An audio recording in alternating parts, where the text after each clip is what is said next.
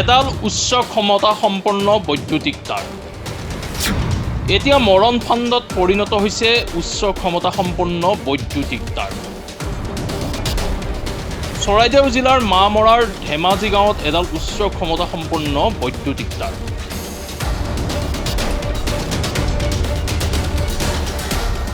এই বৈদ্যুতিক তাৰডালে বিপদ নমাই আনিছে গাঁওবাসীৰ মাজত।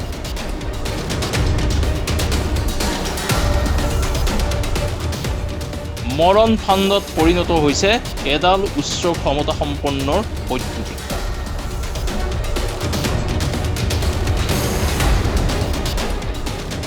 উচ্চ ক্ষমতা সম্পন্ন বৈদ্যুতিক তাৰৰ ভয়ত গাঁৱলৈ যাব নোৱাৰা হৈছে কোনো ধৰণৰ ট্ৰাক, ডাম্পাৰ তথা যাত্ৰীবাহী বাছ।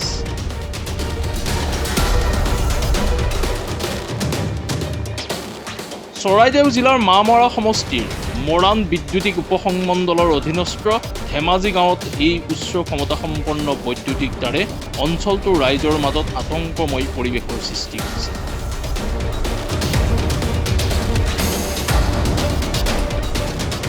উল্লেখ্য যে নামৰূপ তাপ বিদ্যুৎ প্ৰকল্পৰ পৰা গড়গাঁও সংযোগীৰ কেইবা হাজাৰ ভল্টৰ উচ্চ ক্ষমতা সম্পন্ন বৈদ্যুতিক তাঁৰ গাঁওখনৰ মাজেৰে পাৰ হৈ গৈছে।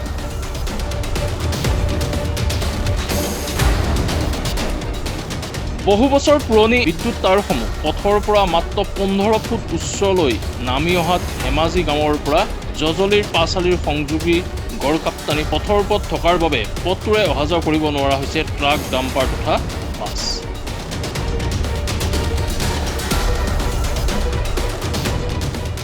পথচাৰীৰ বাবেও হৈ পৰিছে আতংকময় পৰিৱেশ।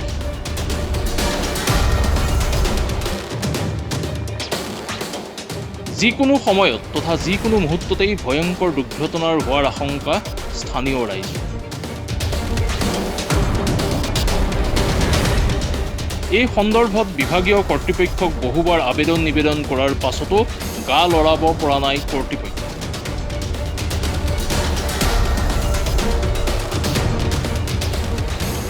এতিয়া সচেতন ৰাইজৰ দাবী,